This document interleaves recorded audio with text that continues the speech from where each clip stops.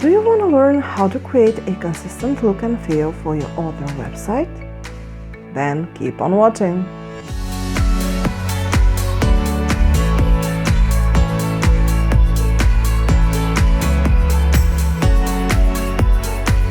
Hi guys, welcome back to my channel. I'm glad we're meeting again. And if you're new here, welcome.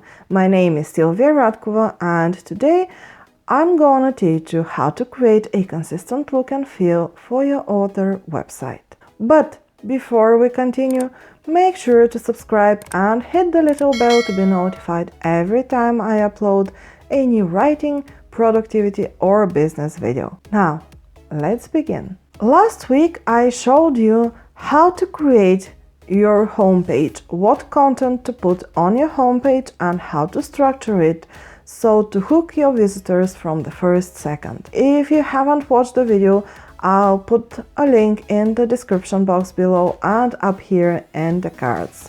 Now I want to talk about something else. How to create a look and feel that's consistent throughout your whole website. And how can you do this? By branding. Creating a consistent brand look and feel will create a consistent look and feel for your website. And when I talk about branding, I don't mean fonts and colors. Of course, they are part of your brand, but they are not the only things that you have to consider when you create your personal brand. In fact, there are 4 steps to create your brand. The first step is to decide what you will do. What I mean by this? There are writers that only write and sell their books, but there are writers like me who want to take the things on the next level, who want to be full-time writers and to create a business that can bring them enough money to devote to writing and to quit their full-time job. So, if you are from this second group, you have to decide what you want to do. Do you want to teach people, to coach people? Do you want to sell some sort of products, etc.? In all cases, before you start creating your brand, you have to decide what will you do. Why you need to do this? Because if you are a mystery writer like me, your website and your brand will look in one way. But if you want to sell writing courses, for example, you may want to reconsider your brand and website look. And this is because you will have different target audiences. And that's step 2 in your branding process. Decide who is your target audience. And you have to do this no matter whether you're just a writer and you don't have any side hustle, you don't want to sell any products or services, only your books, or you want to have a side hustle, a business, and you want to be an entrepreneur. You have to decide who is your target audience because this is crucial for how your brand and your website will look. I'll give you an example. If you are a romance writer, you will use more pinkish kind of shades on your website, while if you are a thriller writer or a mystery author, you may use different colors. For thrillers, you may use black, gray, or any other kind of dark colors, while mystery writers tend to use more subtle and pastel colors. At this stage, when you decide your target audience, you may want to consider creating 2 separate websites if you are writing and having a side hustle. But my advice is to stick to only one. There are ways you can combine the preferences of the 2 target audiences that you will have and create only one website. It's difficult enough to create one, and you definitely don't want to spend time and to create 2 separate websites and then to realize you cannot maintain 2 sites. So my advice is stick to one website, but plan carefully your fonts and colors and everything included in your brand to be suitable for the two types of audiences that you will have. Step number 3 is to decide what you want your brand to convey. And again, this is valid for writers who are just writers and for writers who want to be or are entrepreneurs. If you're just writing, it's easy. Your genre will determine what you want to convey and what your brand must look. As I mentioned earlier, if you're writing mysteries, you will want to use more pastel, subtle colors, especially if you're writing cozy mysteries. While if you are writing thriller, you will want more serious look for your website, and then you will have to use more black, more gray and more dark colors, as well as more serious fonts. But if you're a writer and an entrepreneur as well, your brand will be determined not only by your genre, but also by your message that you want to share with the world, your vision and your mission. So have these in mind when you are creating your brand. What you want it to convey, what is your vision, your mission and your message. The final 4th step is to actually create your brand. In this step, you have to decide what colors to use, what fonts to use, what will be your logo, and one very important thing that many people don't know or just skip, what will be your brand voice. And I will begin with this because I believe this is the most important part of the branding process. What will be your voice depends on what is your target audience and what is your message.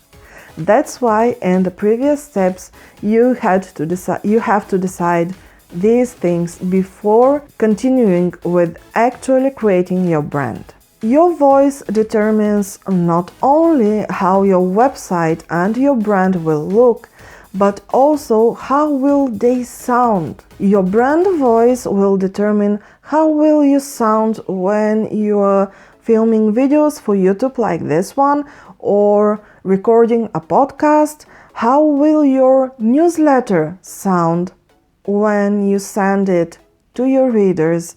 How will the text on your website sound when someone reads it? And when it comes to your website, you have to actually decide one thing. Will you use third or first person point of view? And many people believe that using first person is better because this way you create more friendly and more deep connection with your website visitors. So I'll give you an example. If I'm writing the copy for my website right now and I have to share information about me, one way of doing this is to write. Sylvia Radkova is a mystery writer who always loved to read mysteries and now decided to write them. This is one way of writing the copy for my website. The other way that I prefer and many people believe is better is to write something like this. I've always loved reading mysteries.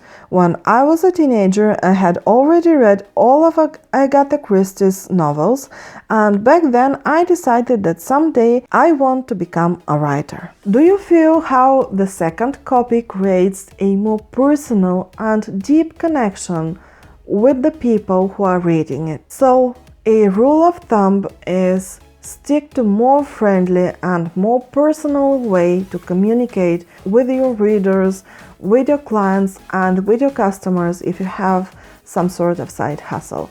And this must be replicated on your website. After you decide your brand voice, it's time to decide what colors and fonts you will use. And the steps have to be these because your fonts and colors have to supplement your brand voice. Another major thing to consider when you decide what colors to use for your website and for your brand is how these colors combine with each other. And here is a very useful tool called Canva. Canva is a website design tool, and they have on their website the meaning of all the colors, and also they have a tool that can create a color palette with colors which combine well with each others. So there are two ways to create a color palette. The one is to choose the main color that you like most, and when you choose which is your main color, you can see all the color palettes that include this color. Another way is to upload a picture that has the colors you want to use, and Canva will create a color palette based on this picture. After choosing the colors for your brand, now it's time to choose the fonts, and here the rules are the same. You have to choose fonts which will supplement your brand voice. So if you want a more serious brand, a rule of thumb is to stay away from handwritten and decorative fonts. Also, you have to stick to no more than 3 different fonts. You may have one decorative font, one sans serif font, and one serif font. The final step to create your brand is to create your logo. And here Canva is a very useful tool. Again, I'm not affiliated in any way with Canva. I just love how it works and how many things I can do with just one tool. If you go to Canva, you will need to register with your email or with your Google account.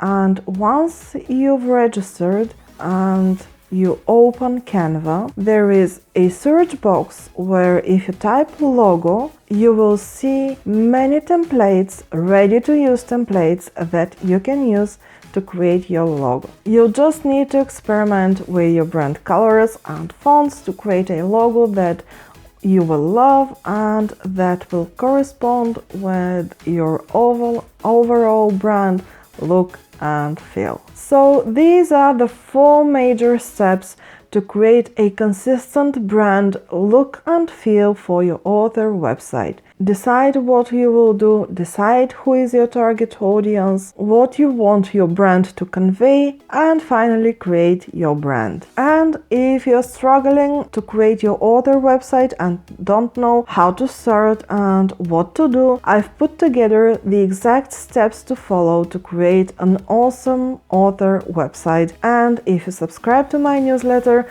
I will send you the blueprint for free as a thank you gift. If you like this video, please give it a thumbs up to support my channel. Don't forget to subscribe and to click the little bell to be notified every time I upload a new video, because every week I share writing, productivity and business tips for writers. We will talk about how to plan your mystery novel and how to create a novel plan that will help you outline and write your first draft much easier.